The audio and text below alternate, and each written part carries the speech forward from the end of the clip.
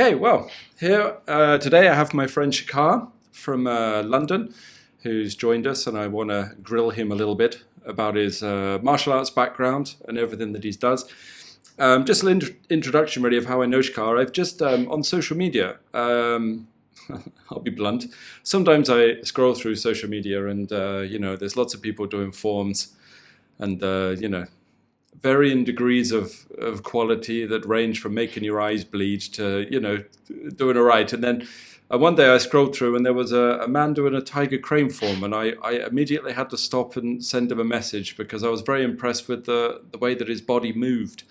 The springs and the stretches on the arm movements and the way the chest and the spine flexed, at least from my untrained eye for that style, was very impressive. So I had to reach out and say hi.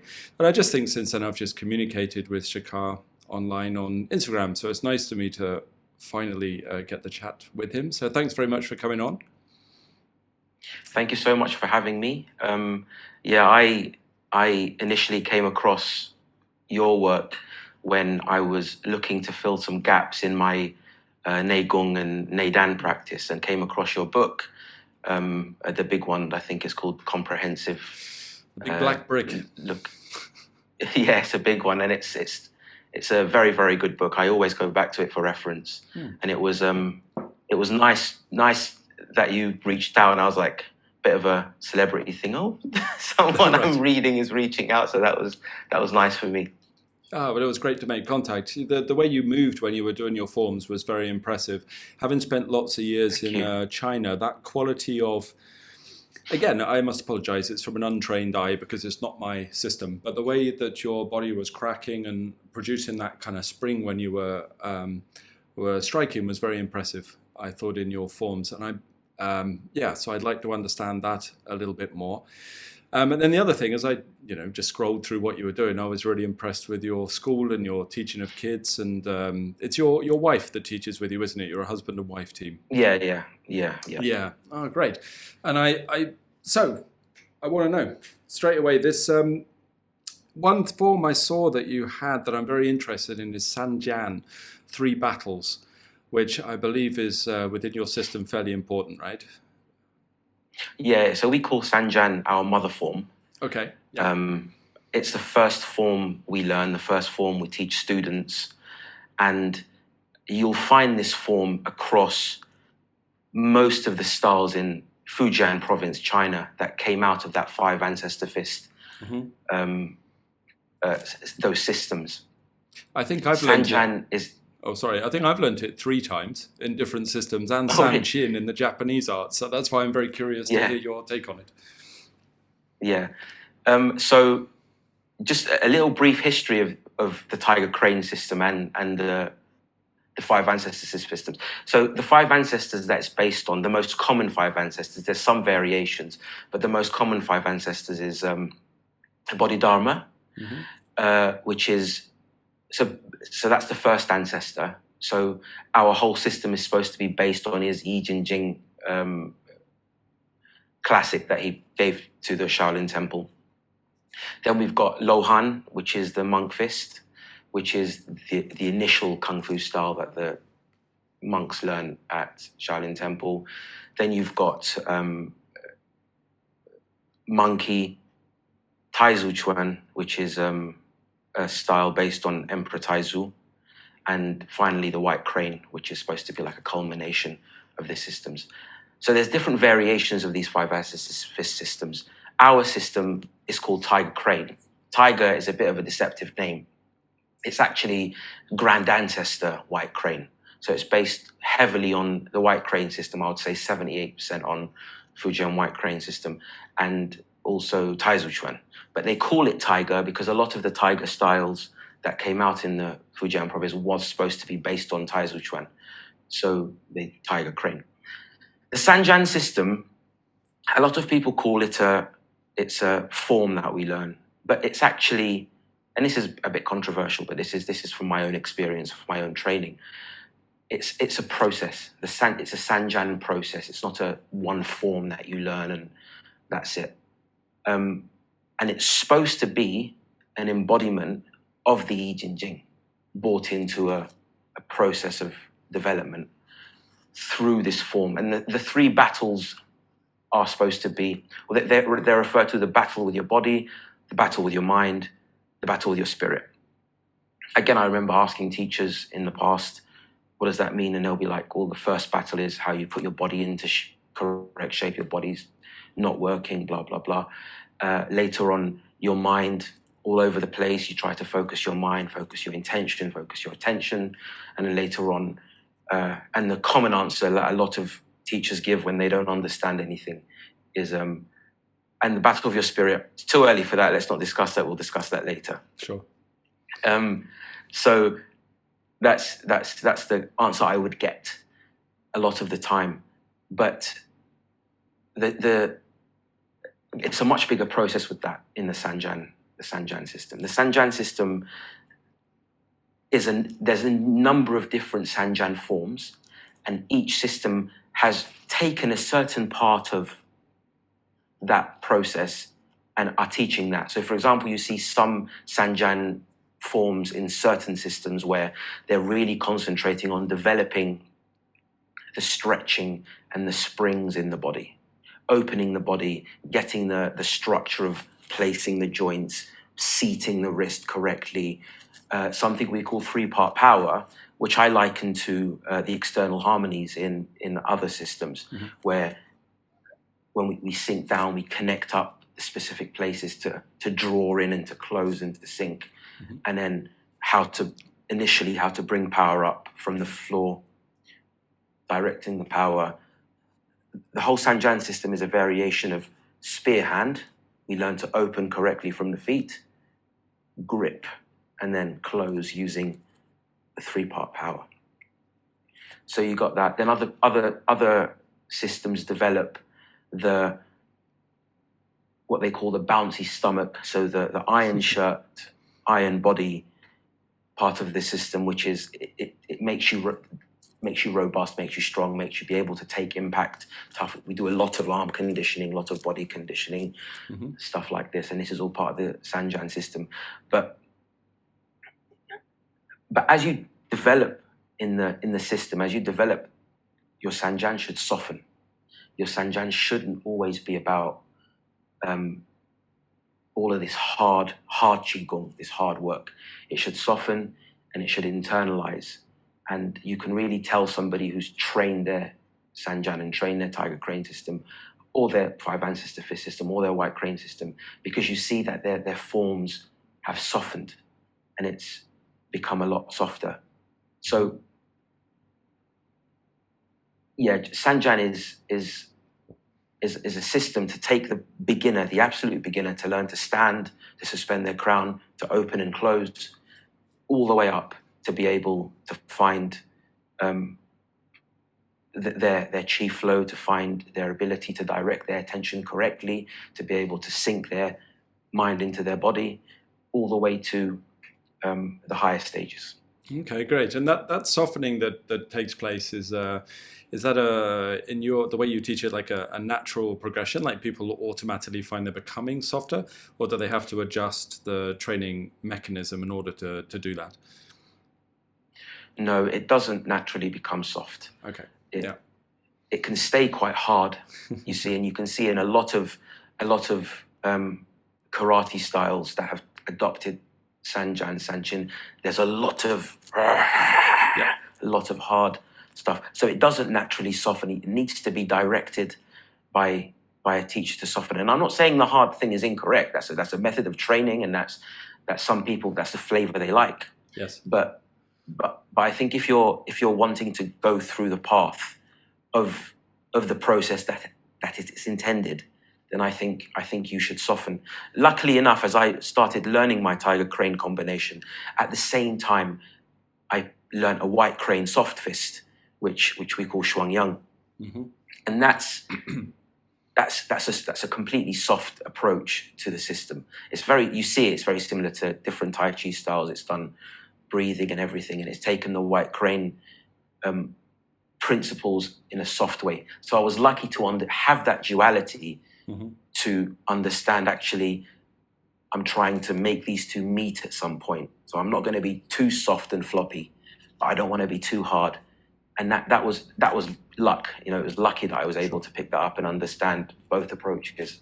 Yeah, otherwise you'd end up with the hard tendons and hemorrhoids. It's usually where the really sort of stiff power Exactly. goes, which is Exactly. no good. Yeah, and the breathing causes 100% causes hemorrhoids, because we do this hard breathing where you lift and then you drop that bang. You're supposed to hit your Dan Tian, and it's just a lot of trouble if you're not training that properly. I was in a white crane school on the east coast of China many years ago, and I went there, and I was only there a couple of weeks just to kind of see what was going on, and the amount of stories that came out after about like prolapsed anuses and hemorrhoids, and I was like, right, you know what? I think I'll change. I'll go somewhere else. So it was a brief visit over there. Yeah, it's common. It's common. Yes. So were they from the same teacher or background or school, the Shuang Yang and the tiger crane, or was this two sources that sort of met in your practice? So no, they were from the same school. So our lineage started from a guy called Master Ang Liang Hua, who taught these systems in Singapore in the 1950s.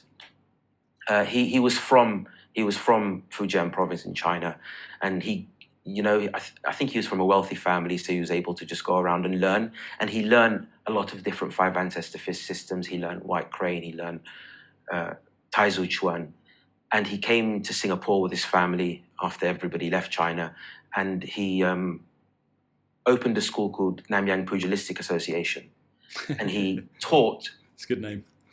Yeah. Yeah, and he taught the tiger crane combination, which he developed all the different forms that he learned from the different systems. He created syllabus and started teaching the Namyang, the tiger crane combination, and at the same time he'd also learned the white crane soft fist from a medicine peddler or something like that in China. Cool. And he taught that at the same time. And I learned these in London. Okay. So I started training in this system at the age of 16, and I learned from the same instructor. I stayed with the same instructor for, I think it was 12 to 13 years. Okay. But like proper, like a lot of people say they train and they're once or twice a week, but I was training 6-7 days a week, 3 hours a day for almost 10, 11, 12 years. Sure. But as happens in Kung Fu schools, politics happened and we fell out. So I left, I decided to part ways, and I started my own school in 2000. And I had a school in 2007 with that organization. Again, didn't go well. So I stopped teaching, but continued training with my instructor. But in the end, I left and started my own school with Christina, my wife, in 2015, I think it was. Okay. And that's what's turned into Kung Fu Zone. After I left, I'd reached out to other instructors. I'd reached out to other people in the arts, like yourself, just to fill gaps in my knowledge, because the training in the school that I trained at was very heavy on foundation training. So I always, thank them for making sure my foundation was good, the basics was good. But a lot of the higher teachings just weren't there. Sure. Okay. So I had to really try and fit. So I spent the last 10 years, I'd say, seeking out this instructor and that instructor and trying to fill knowledge. And luckily, one good thing about COVID was a lot of instructors started teaching online. So I didn't have to go to China. I didn't have to go to here or there. I was able to train with different teachers and reach out to different teachers and methods through online training. And it's really good to see some of the high level of teachers that are out there. But in contrast, also there is some very low level teachers who are pretending they're high level.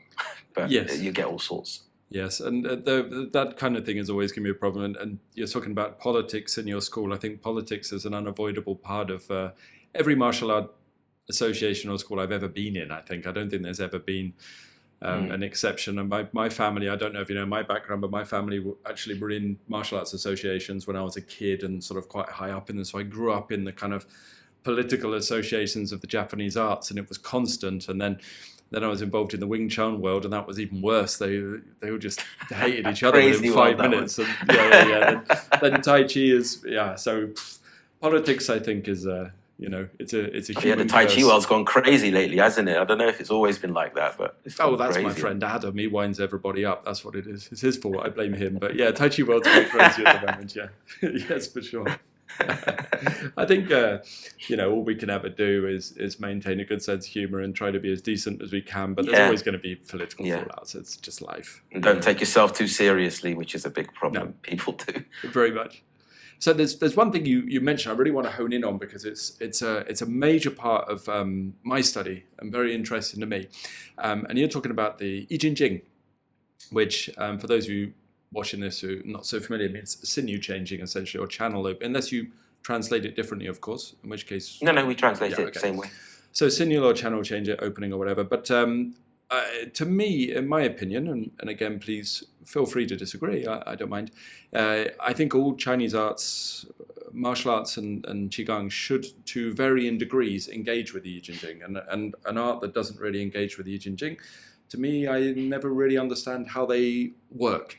So I'm fascinated to hear how you would explain the I Ching Ching within your system, or even just the San Zhan, anything like that. If you're happy to share. So I think the San Zhan is a good vehicle to explain the I Ching Ching. So the I Ching Ching is a process to get a body that's not trained, that's unrefined, to a level of refinement. And the way we do it within the San Zhan is, first of all, you get the student to learn how to stand. You get the student to be able to actually tell the difference between the top of their head and the bottom of their feet. Because a lot of the time, it's a blob. You say to somebody, where's your feet? Like, put your attention in your feet. And they go, it's there, but you can tell their attention's in their ankle or in their calf. They have no concept. They have no concept. And you're like, okay, put your feet into this certain position. And they're like, I'm doing it. But it's not in that position. Like, how can you not see? It's not in that position. So the first process is to get the student to be able to actually know where their body is, know what their body is, and how to maneuver it in space. Then there's a whole painful process of forcing the body to open, forcing the joints to be able to open and not be inflexible and locked. And that opening, at the same time, is about getting the connection between the joints to become stretchy. And this is also, it's not just in the San Zhan, it's also in a big part of our soft fist. We have movements where we stretch and we open, and I tell my students, don't just stretch. Actually, you need to extend, and it needs to be uncomfortable. It's soft fist, but it doesn't mean it's going to be comfortable. It needs to be uncomfortable. So these are still like the really early stages. We get them to open their body. We get them to become more flexible in the hips, in the quad area, in the shoulder blades. Like, how many people you say, move your shoulder blade, and they do this? And like, sure. No, don't move this. Move your shoulder blade. You needs to be able to rotate. And it's just because it's locked. It's locked, and they need to open it. And when they get to a certain level where the body's starting to get some openness and flexibility, then you start to teach them to be able to take their attention down into their feet properly, and keep it there. Keep it there. Move it around into different areas of the body. And at the beginning, you find that their attention works like a spotlight. Yep. They go, yeah, I'm in my feet. But actually what they're doing is they're looking at their feet from here. And then you start to teach them, actually, no, don't look at your feet, or don't visualize your feet, or don't imagine your feet, but try and be in your feet.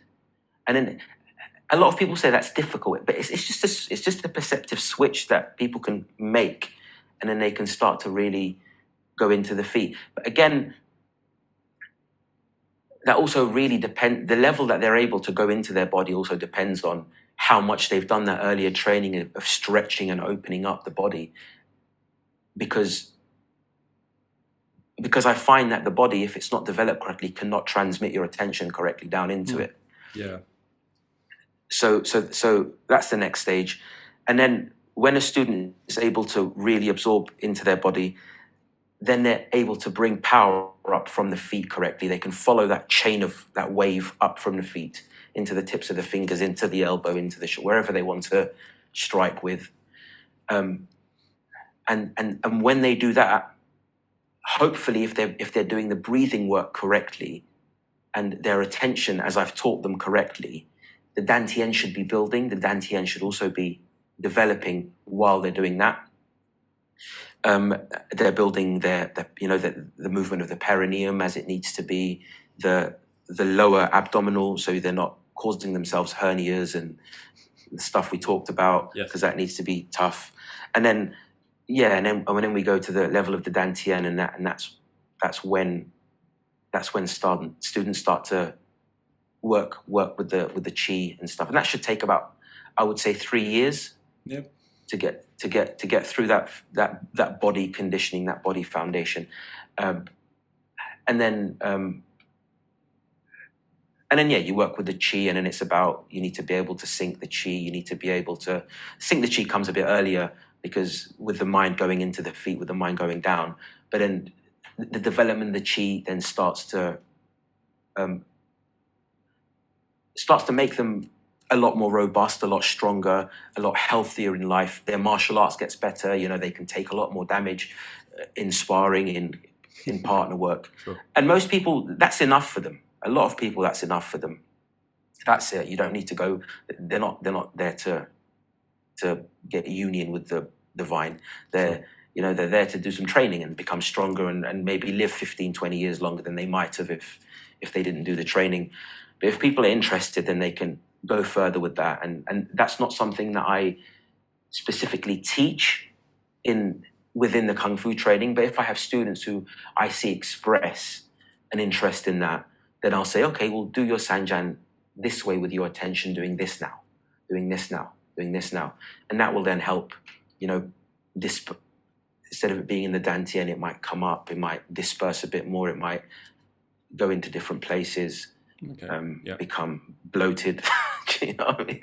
So it depends what they want to do with their training.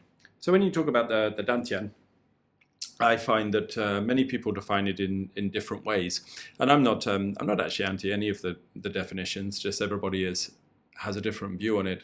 When you talk about the Dan Tian, are you talking something sort of physiological, as in collection of body muscles, as in maybe they might talk within some systems? Or are you talking something more based in energy or something like this? Because obviously martial arts Dan Tian, Qigong Dan Tian, Chen style Dan Tian, Yang style, all very different. So very curious how they define it in Tiger Crane.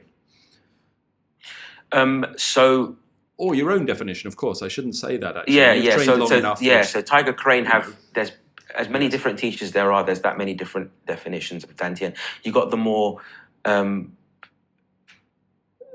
materialist teachers who are like, no, it's just using the abdominal walls and blah, blah, blah. And you've got the hippie teachers who are like, it's all chi.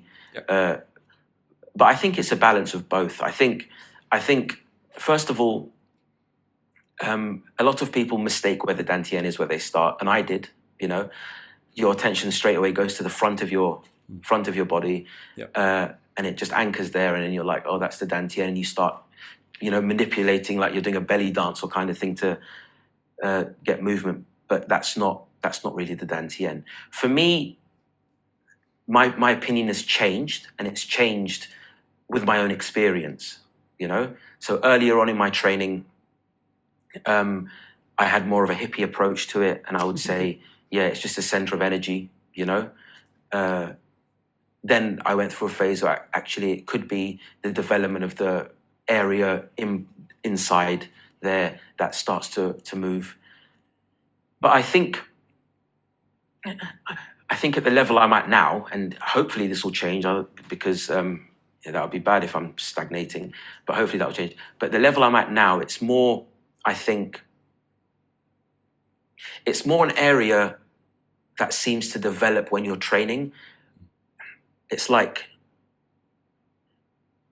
a field of energy, I reckon. But we could feel it because it has an effect on the tissues, whatever is in there, which starts to shape it and move it in a certain way. So when I'm working with my Dan Tian, or when I'm putting my attention down into there, I'm not imagining anything. There's not an imaginary. There's something substantial there. Yeah. So I would say there's tissue. I would say the tissues have changed to form what the energy is doing. But I can't prove that until I cut into myself and see. But there's something substantial definitely there, and it grows when I work on it. And when I ignore it a while, it shrinks away. So there is something there. But I think it's a mixture of energetic and tissue. But it's difficult to describe. Sure. Do you is it an initiator of movement, or is it just a byproduct of the? If you get what I mean, like if you're performing a shape, is the Dan Tian the catalyst for that movement, or does it move as a byproduct, a part of the body, or is it an irrelevance? To you, no, we use it to move. We use the Dan Tian to move body to create power. But not in the initial stage. Initial stages, you want students to be able to connect up from the floor, to use the earth to bring power up. Initial stages, they want to know where their legs and arms are. Yeah, fine. Okay, later stages, after foundation training. Yeah. But later on, you use it to initiate movement. You're supposed to learn to rotate it. It needs to rotate. It needs to be able to rotate in all directions to be able to create power. And you can really tell when a student is moving from their Dan Tian, or a practitioner is moving from their Dan Tian, and when they're actually just moving from their shoulders or the bows in their back, which is a valid way to move. But I think you should aim towards movement from the Dan Tian. Oh, that's interesting. Are you saying you replace the bows in the back with the Dan Tian, or that you think the bows in the back are incorrect altogether, or? No, the bows are not incorrect. Okay. But I think the movement initiated from the Dan Tian passes through the bows to create movement. Yeah, okay. It shouldn't be the bow instigating the movement. Sure. The bow is stretched, for example. Yeah.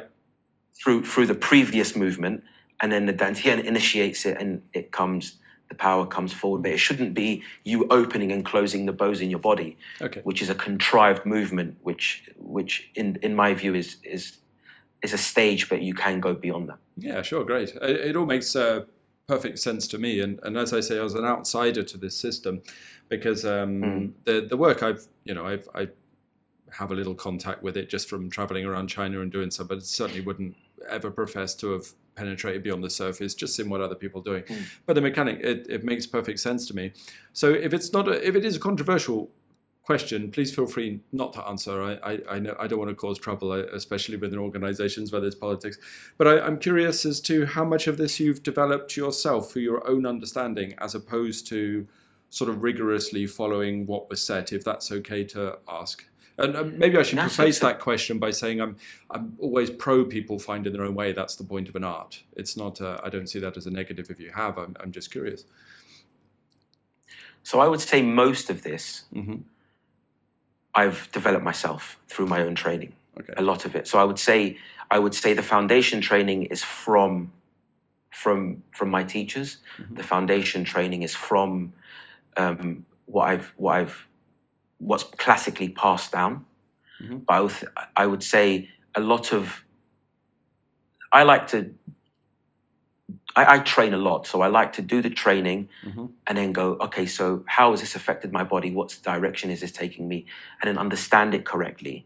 And it takes a long time to understand something. You can't just have an experience and then start teaching it. You need to understand it. You need to integrate it. You need to see, and then start to create a method of that works, that's worked for you, and hopefully, because only then can you really guide students correctly. A big thing that I don't like to see is when teachers go, oh, so why do we do it that way? And then the teacher goes, well, that's what my teacher said, so that's why we do it that way. Well, that means you don't understand it. So how can you teach it properly if you don't understand it?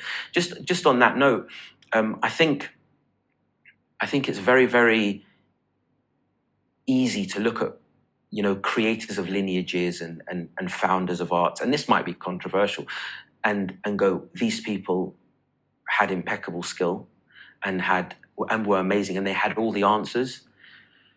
But I think if we're being honest, I think there are some teachers now that come out that talk about a certain system and put their perspective on it.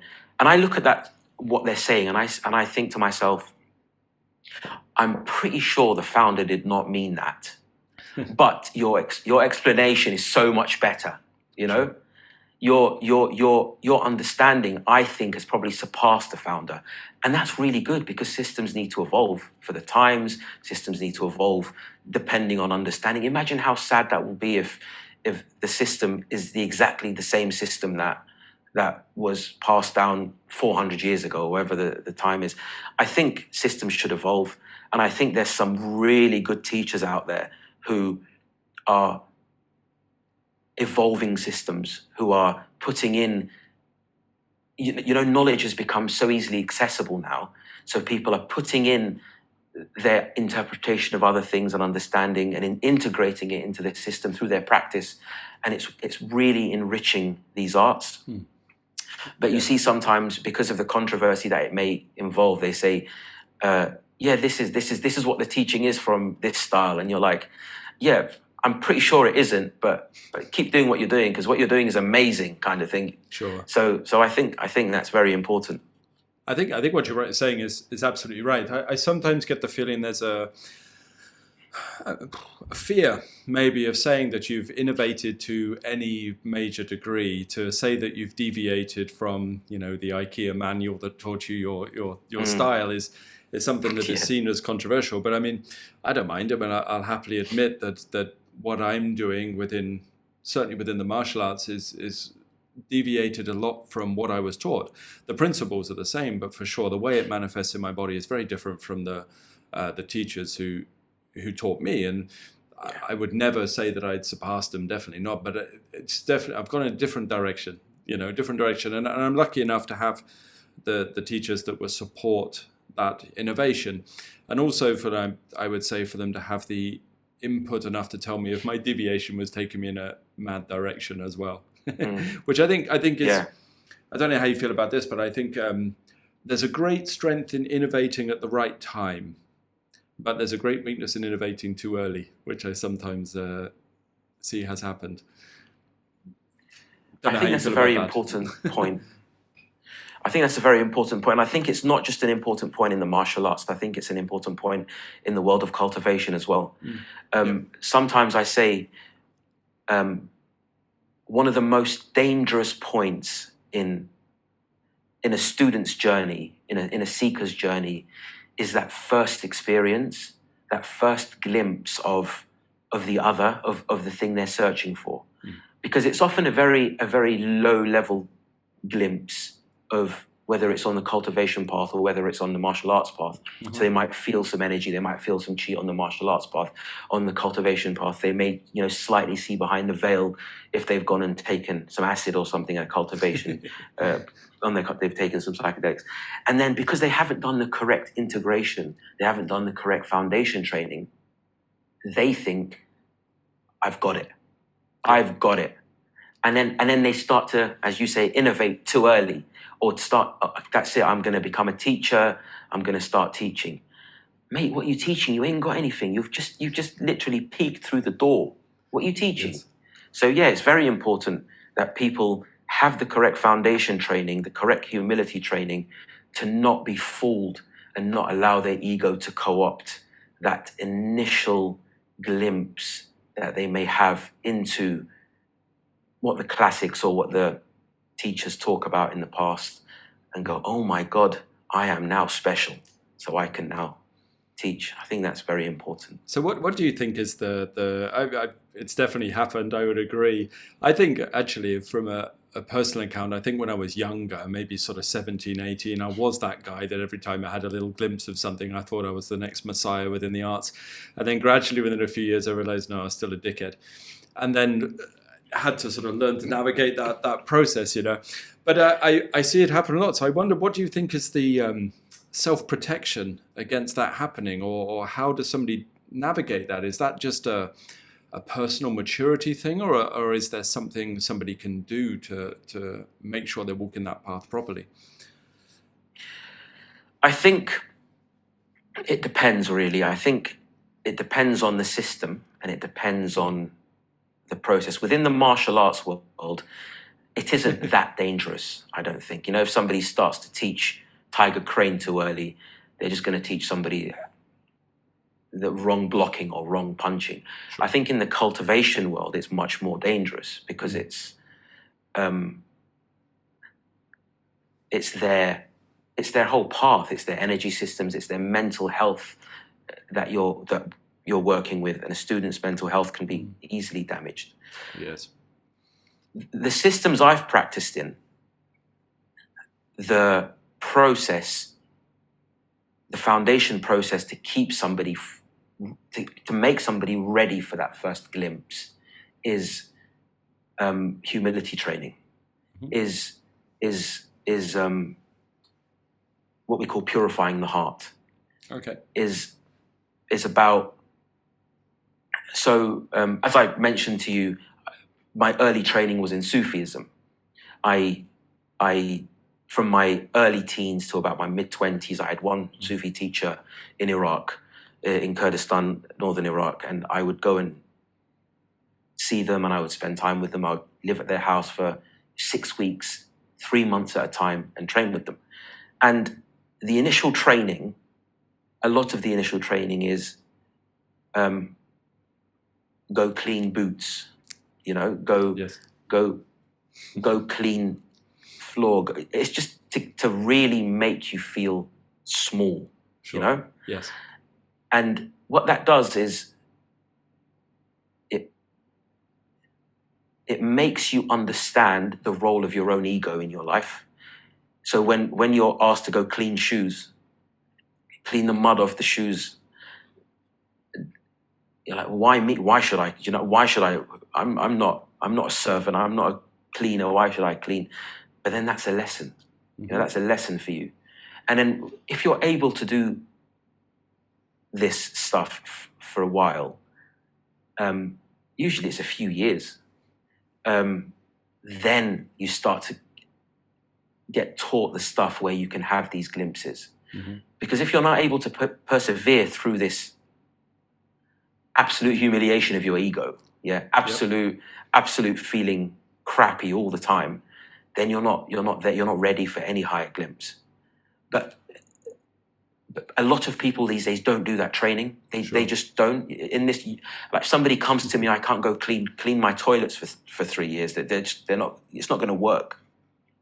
So, and now, you know, people just go, I want to have a spiritual experience, so they go take some mushrooms or they go take some acid, and then one of my friends, she was into all of that, and she took some mushrooms, and I was like, okay, how was it? She went, I tasted God. You know, we're friends now, and it just, do you know what I mean? Like, you can get these experiences, but without this really beating up of your ego in the early stages, and this humility training, where actually the reason you're having this glimpse is not because Shkar is waking up to something. It's because something is waking up from Shkar.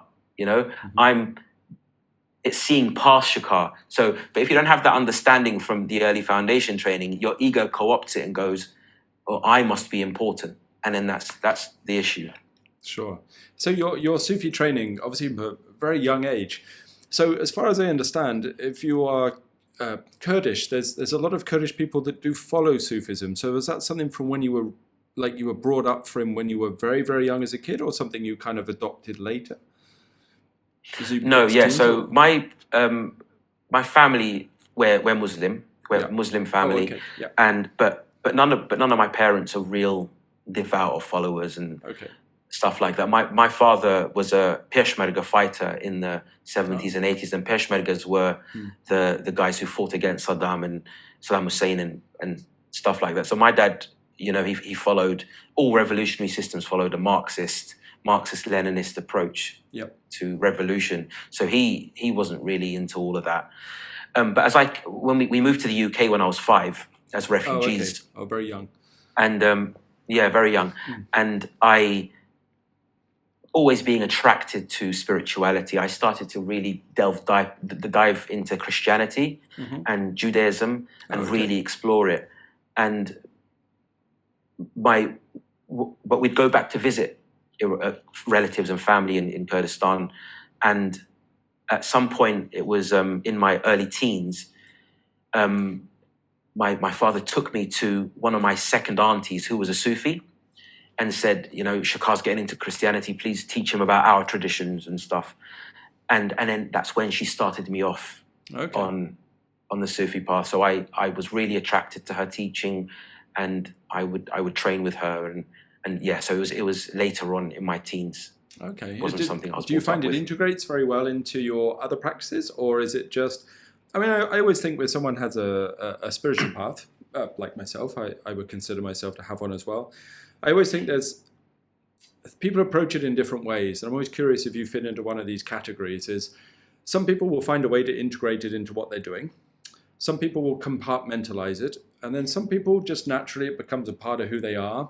So you don't have a choice whether you integrate it or not, if you know what I mean. And I'm always curious as to people's approach with that. And especially because it's one of the most common things I'm asked is when people want to join the school, they will say, I am Jewish, or I am Christian, or I am a Muslim, or is this going to be a problem when they join the school? And to me, no, of course, like whatever. But they always have to find their own way to make peace with it. So I'm curious how you approach that. I think I'm more the third type. Okay, yeah. That you said. For me, all of these systems are tools.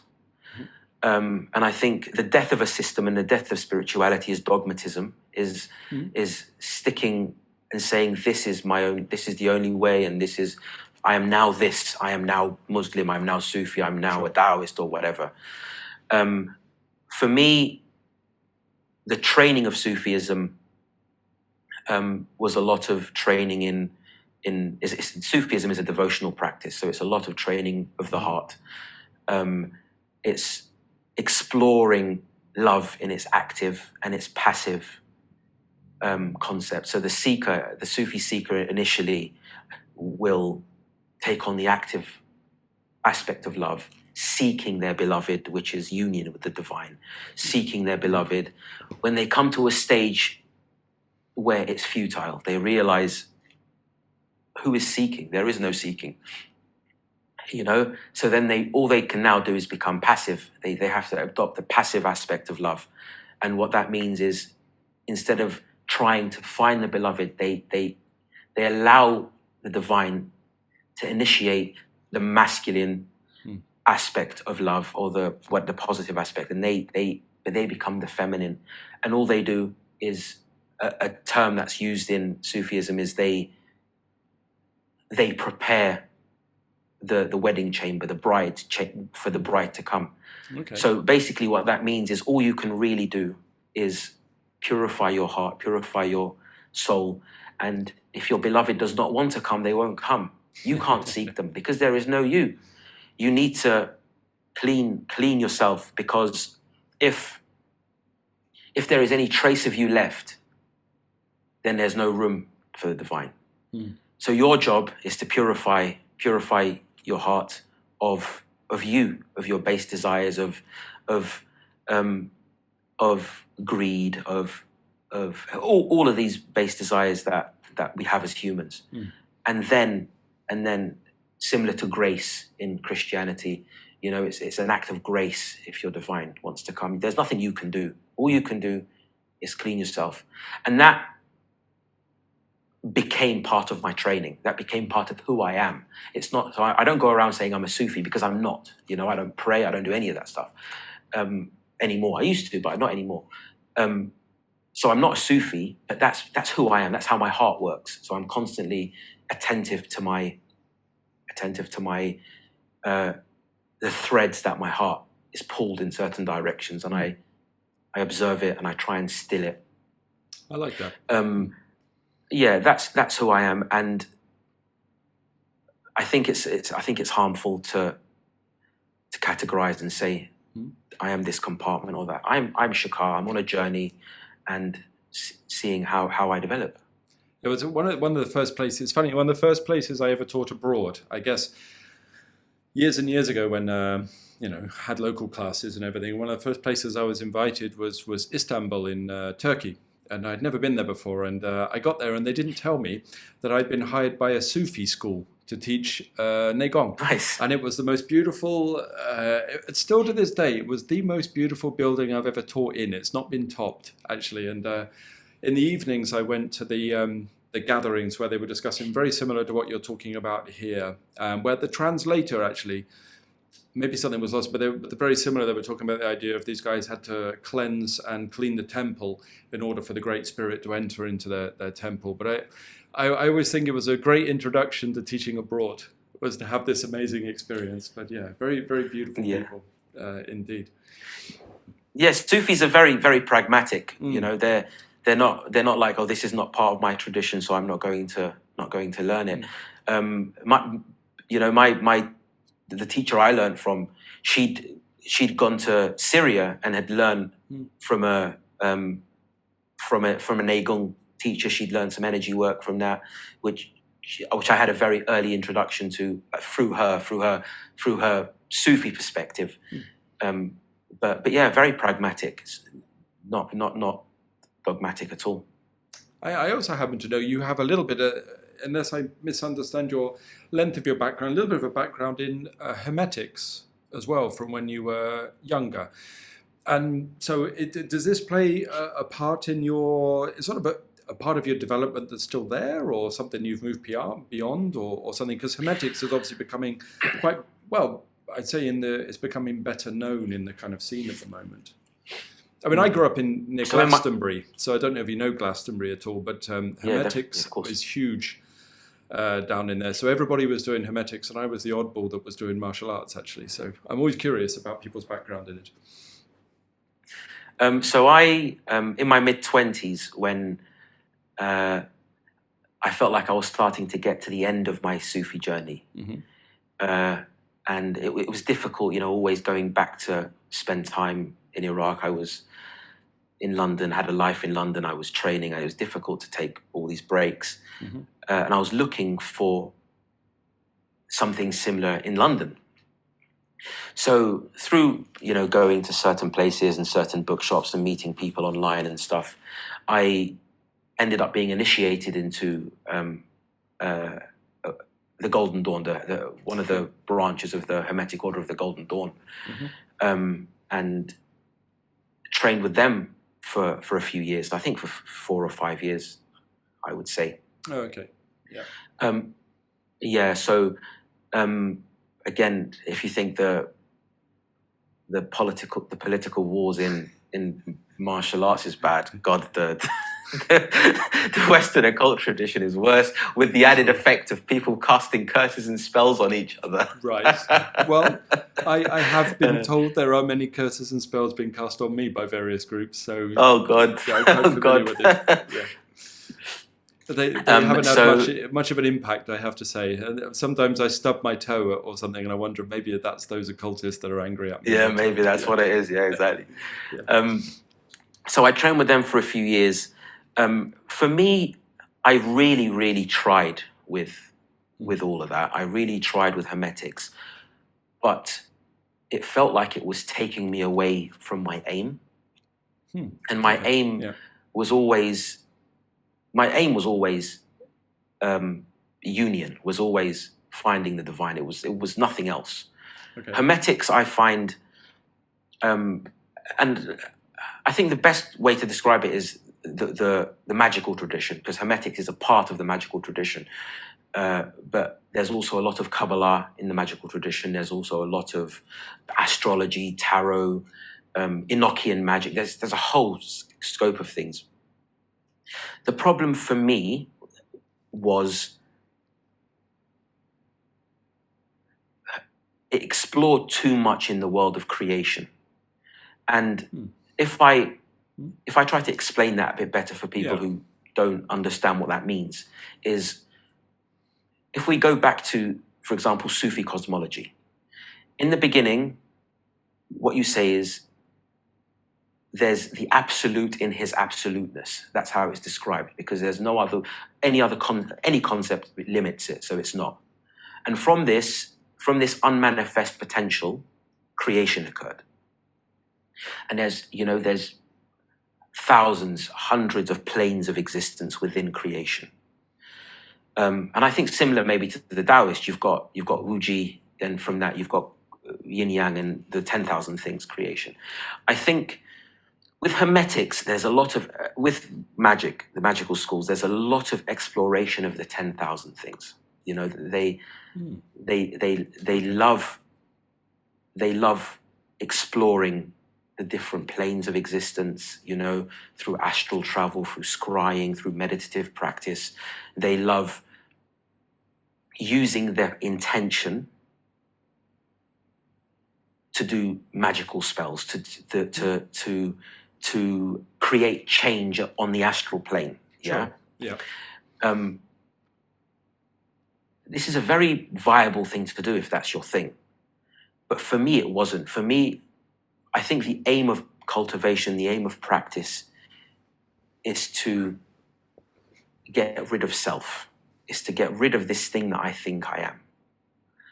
And if you're constantly exploring the world of creation through basically it's visualization. You need to visualize something, and if your training is correct, if you're able to direct your attention correctly, you visualize this thing, it creates in the astral plane, and then the change happens slowly in the physical world. This is basically the process, yeah? Okay. But and it works, it works, it's powerful, it's really powerful. The mind is really powerful. The mind can create such wonders. But these are all frivolities in my view. This is like the kids playing in the sandbox. But that's not the point. The point is you need to get past mind, because mind is the obstacle. You need to get past, fine, you're creating, fine, you're exploring, but this is still a reflection.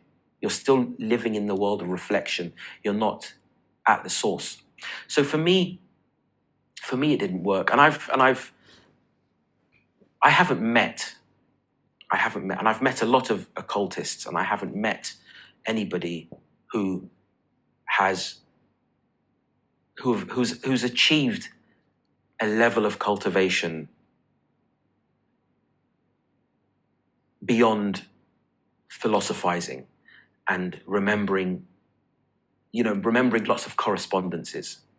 The color purple links with the planet Jupiter, and that means I can do this and I can do this at this time. Yeah, but who cares? Who cares about? Nobody cares about this. Yeah, and a lot of the occultists who are really onto the path, they become mystics. Yeah, they start to explore yoga, for example. They start to explore Gong. They start to explore Sufi, whatever, any mystical Christianity. So it becomes a stage where they think, okay, there is really no path here for me to spirit.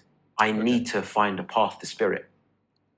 Okay. And then they need to adopt a path for spirit. So for me, to answer your initial question, the only training that I think I've probably taken away from it, is the ability to direct attention in a way to affect chi, to affect energy, to affect stuff like that. But that's not to do. I would have got that from my kung fu and tai chi training.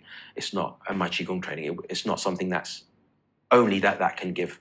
But we did a lot of rigorous training in that. Okay. Great. So that's the only thing. But I wouldn't say it's part of my life or part of my training at the moment. Yeah, sure. I'm always interested because lots of the people that I know who are in these arts have been into that at some stage and done a phase of that. But my limited exposure to it showed me that it wasn't for me, and I wasn't interested at all. But I would not put down the practice. I also never met anyone who really sort of, in my opinion, went to anywhere deep in Hermetics. So that's why I was just very curious. No, I agree. Or something. I agree. But I've obviously not met that many people in it. Okay, that's interesting. So it sort of brings me full circle. You're a very interesting character because you've got a mix of your sort of innovation of your art that's come from a very classical place, and certainly Singapore in the 1950s certainly was a fairly rough environment as well. So a tried and tested route as well. And then Master Ung was an enforcer for the triads at the time. So he actually he used a lot of his art on the street. Sure. Yeah. Singapore these days is a lot more peaceful. Yeah. Yes. So you got that background. Then, of course, you got your sort of background in Sufism, which has sort of led you to where you are. So I guess here's a question I always tend to ask most martial artists when I get to know them is say you only had your martial arts system. Say you only had Tiger Crane that you've done since you were young, and your Shuang Yang as well, the soft fist. How deep do you think it could go just through that system on its own? Do you think we talking union, or we talking foundation work, or something like this? Do you have an opinion on such a thing? Or? I think Tiger Crane, if I had the Tiger Crane on its own, I think it's foundation. I think you get to a point where you develop the Dan Tian. I think you get some basic internal skills, like being able to push people away and being able to neutralize force. Okay. But that's the Tiger Crane. I think the Shuang Yang, on the other hand,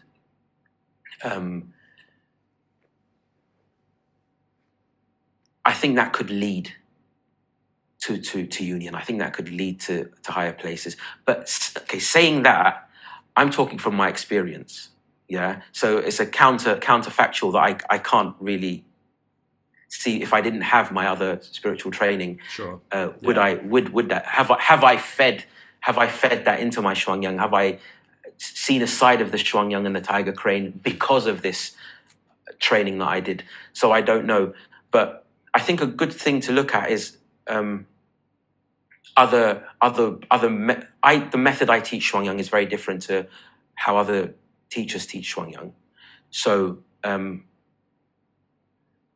I think the Shuang Yang, yes. I think eventually, if you keep at it and train it, the whole process of needing to empty, needing to sung, needing to release. You can only release your body to a certain extent. Then you must release something else. Yeah, and if you follow this training through, fine, you release your mind, you release your character. But then again, you can only release that to a certain extent. Then what's released? Then it's you. You must release yourself. You must go. And the releasing is done into spirit. So I think there is that path within the Shuang Yang. If somebody diligently trains in it and doesn't attach to stages and go, okay, I have it now because I'm at this stage, I have this stage. Tiger Crane, I don't think so much. I think that's foundational. Okay. Yeah, it's always a question I ask, but it's one that I personally could never answer because obviously you could never remove the art from the person. It's not possible. And it brings you to that sort of almost pointless argument, but it's definitely an argument that takes place where people are saying, is this a pure system or is that a pure system? And I don't really understand, once you're practicing something, once it's mixed with you, what does that even mean? It's deviated. If me and you were to do exactly the same exercises, I'm sure there would be different results because we're different people. So it's it's like it's always an interesting one to understand that. And some people are very adamant, that something like Taiji or something can go very deep and other people not. And yeah, maybe a question I'll never get to the bottom of, but I'm always curious on people's opinions on that one. Yeah, it's a good question, but it's a difficult one to answer. Yeah. So the Shuang Yang, I want to ask about that because I have obviously Tai Chi is the main art for me. Tai Chi and Jingyi really are the two that I've gone the most into, and then Bagua I have just to confuse me on the side to remind me that I'm still useless. But Tai Chi and Jingyi are the ones I sort of gone furthest into.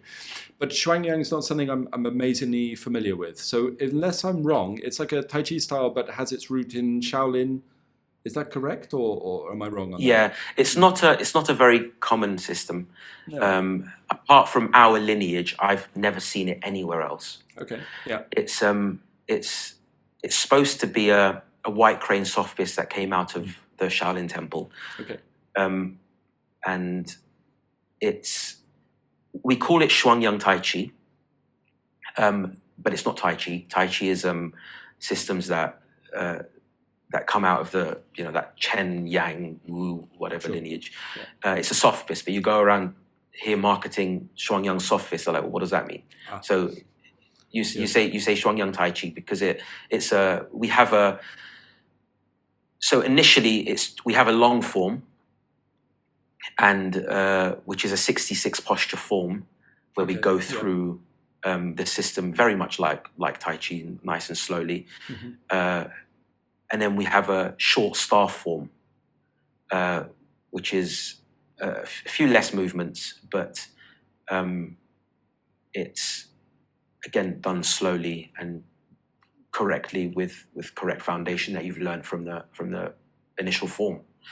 And what it's supposed to do is it's supposed to develop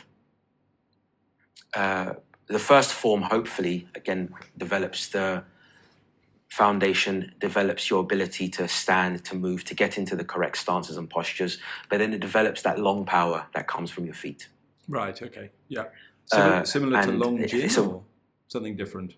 Yeah, some people call it Long Jin. I use that term as well because I can't think of another term. Sure. But yeah, it works. But yeah, so we develop that power that comes up from the feet. Okay. And initially, it's done through stretching and releasing. We have that. We create the spiral stretches, and then when the release is done, the power travels up those spirals into the opponent. Okay. Cool. And then when we move on to the staff form, so this is my innovation. Yeah. So the staff form, I start to get students to explore more on guiding their attention into different areas. So you guide your attention. Are you able to guide your attention beyond your palm to the tip of the staff? Are you able to control the tip of the staff? Because then what we do is we start to develop the ability. So if you're in contact with a partner, are you at the contact point, or are you able to go beyond the contact point with your sensitivity, with your ability to listen?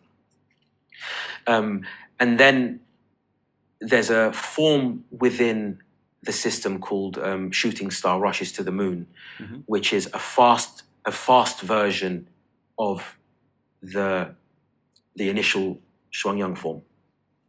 Okay. With different movements, and we do it much faster.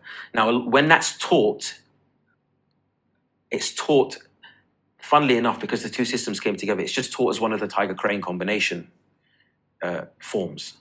It's done that way, but I think that's an injustice. So the way I've developed it is it's actually a form within our Shuang Yang system that teaches to go from Long Jin to be able to create power instantly from the Dan Tian, from the point of contact. Yeah, so you don't need to go from the feet.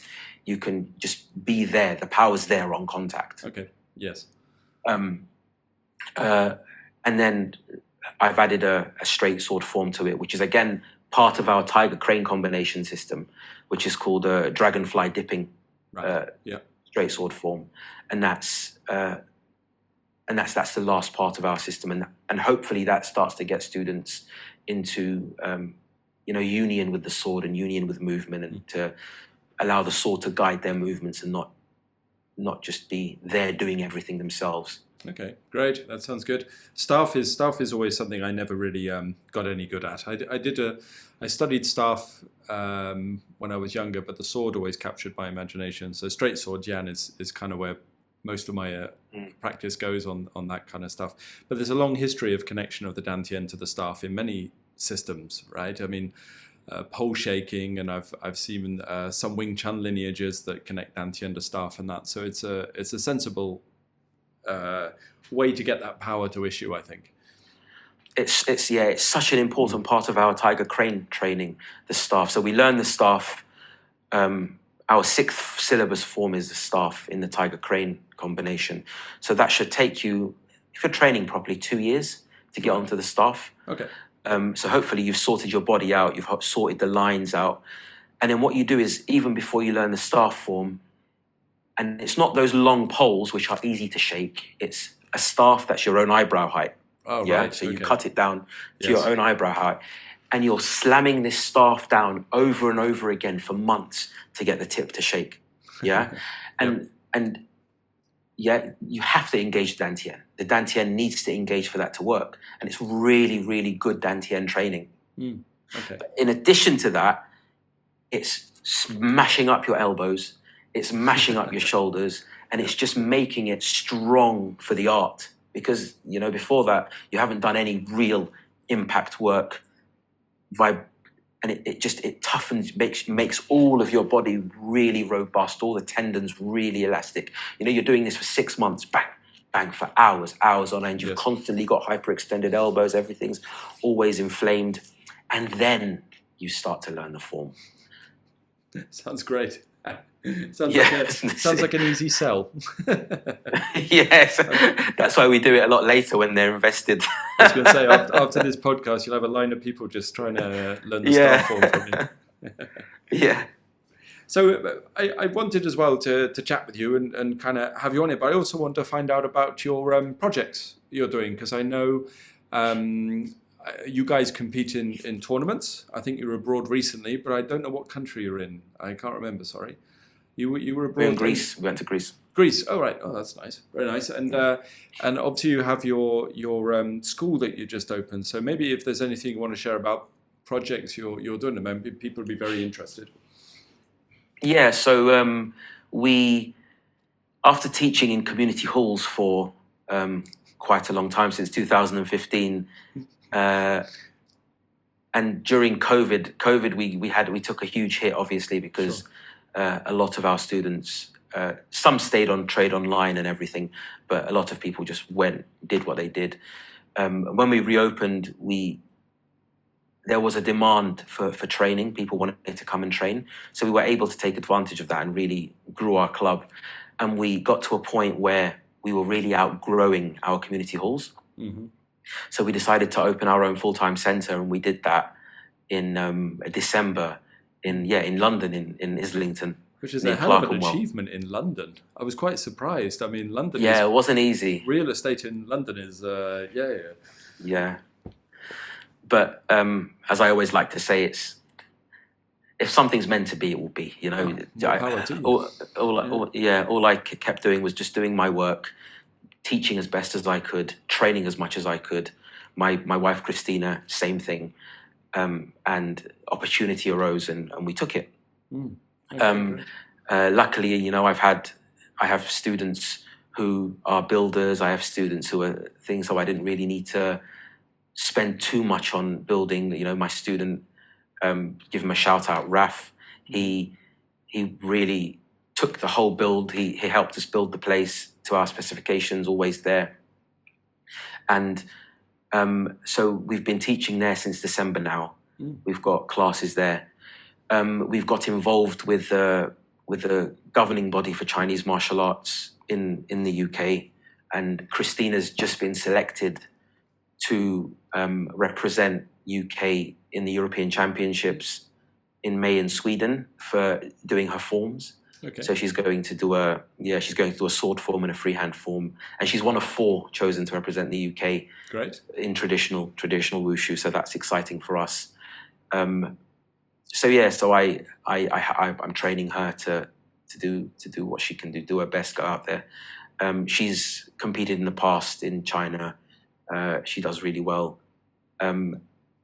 So we're trying to really, for our community here in Clerkenwell and Islington, You know, we've got lots of children's students. We've got a really popular children's club, and we're just trying to instill the things that kids should have these days. You know, away from screens, away from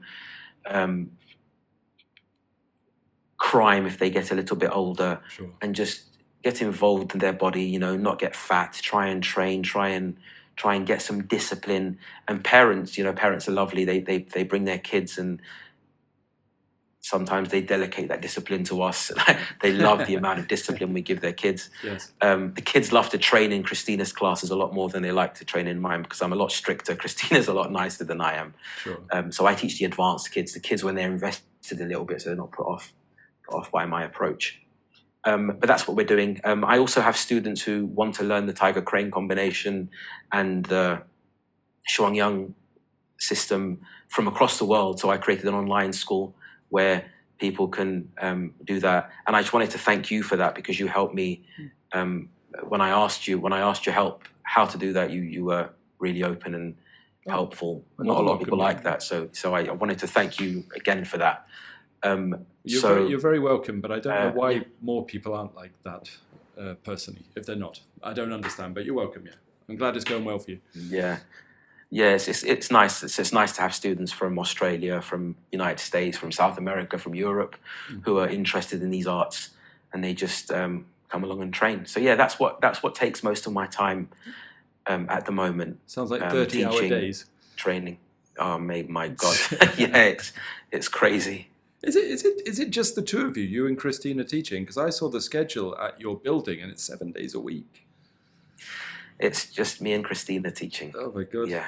Yeah. Hopefully, within the next year or two, we're able to bring in some other instructors. But as you said, London real estate, a lot of the money goes to rent. So we'll get there. But at the moment, we have to do all the hard work.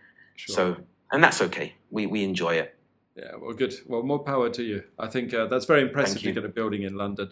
I mean, I am, I know that teaching community centres in the UK, which is where I started in Cardiff, really was where I was based before things got out of control. And I remember the draft and the drips and the bad quality of community centres in Cardiff. So it's nice to have your own venue.